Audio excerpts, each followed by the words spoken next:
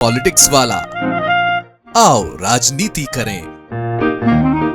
कितनी सीट पर एक दूसरे को हराएंगे राहुल तेजस्वी, हो जाएंगे बर्बाद आपस में लड़ते लड़ते। बिहार का रण टूट गया महागठबंधन और ना जाने क्या क्या। ये हम बता रहे हैं आपको मीडिया की सुर्खियां। बिहार चुनाव में ऐसी हेडलाइन लगाकर मीडिया खुश हो रहा था कि बिहार में विपक्ष बिखर गया। लेकिन हम आपको बताएंगे कि कैसे बिहार में महागठबंधन ने मोदी शाह की रणनीति को मात दी।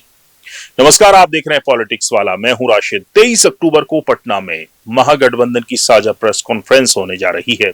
टिकट बंटवारे में घमासान के बाद इस प्रेस कॉन्फ्रेंस से एकजुटता का संदेश दिया जाएगा। प्रेस कॉन्फ्रेंस में तेजस्वी यादव, राजेश राम, कृष्णा अल्लावरू, मुकेश साहनी शामिल होंगे।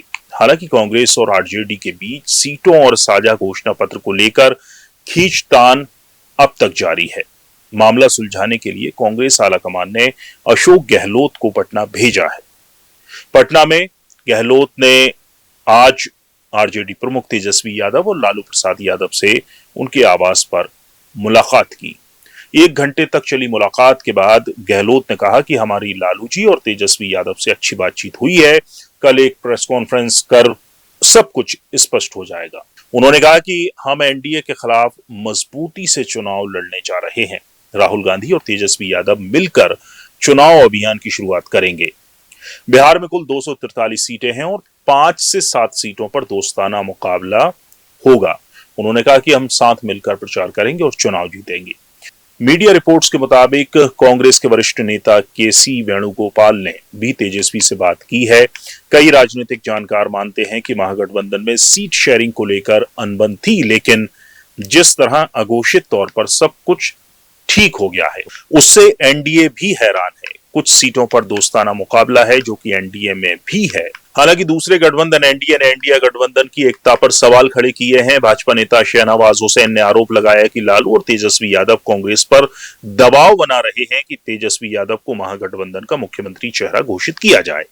केंद्रीय मंत्री चिराग पासवान ने भी महागठबंधन की कमजोर स्थिति पर टिप्पणी की। उन्होंने कहा कि महागठबंधन में इतना सब कुछ चल रहा है और राहुल गांधी कहां है। यदि 5 दल एकजुट नहीं हो सकते तो वे बिहार को एकजुट नहीं रख पाएंगे। इससे पहले तेजस्वी यादव ने प्रेस कॉन्फ्रेंस कर आज कई बड़े ऐलान किए। उन्होंने कहा कि महागठबंधन की सरकार बनते ही राज्य की 2 लाख जीविका दीदियों को स्थायी किया जाएगा। साथ ही उनकी सैलरी 10,000 से बढ़ाकर 30,000 रुपए प्रति माह की जाएगी। इसके अलावा तेजस्वी यादव ने सभी संविदा कर्मचारियों को भी स्थायी करने की घोषणा की। वहीं तेजस्वी ने अपने पुराने वादे को दोहराते हुए कहा कि सरकार बनने पर 20 दिन के भीतर हम अधिनियम बनाएंगे और 20 महीनों के अंदर ऐसा कोई घर नहीं रहेगा जिसमें सरकारी नौकरी ना हो। तेजस्वी ने कहा कि यह सिर्फ चुनावी वादा नहीं बल्कि उनका प्रण है। हालांकि इस पर भी बीजेपी जनता दल यू ने निशाना साधा है। बीजेपी नेता सुधांशु त्रिवेदी ने तेजस्वी को नसीहत दी कि बिहार का मजाक उड़ाना बंद करे। उन्होंने कहा कि अब वे नौकरी के बदले घर और संपत्ति लेंगे, जैसे पहले वे नौकरी के बदले जमीन लेते थे। बहरहाल तेजस्वी यादव ने इन ऐलानों से स्पष्ट कर दिया है कि बिहार चुनाव 2025 में इस बार रोजगार और सामाजिक न्याय ही मुख्य मुद्दा बनने जा रहा है। वहीं महागठबंधन में सीट शेयरिंग के औपचारिक ऐलान के बिना ऑल इज वेल कर लेते हैं तो ये राहुल तेजस्वी की केमिस्ट्री का कमाल होगा। वहीं बीजेपी के चाणक्य के लिए विपक्ष को घेरने के लिए नई रणनीति भी बनानी होगी। पूरा वीडियो देखने के लिए शुक्रिया। इस खबर पर आप भी कमेंट कर अपनी राय हमें दे सकते हैं। नमस्कार।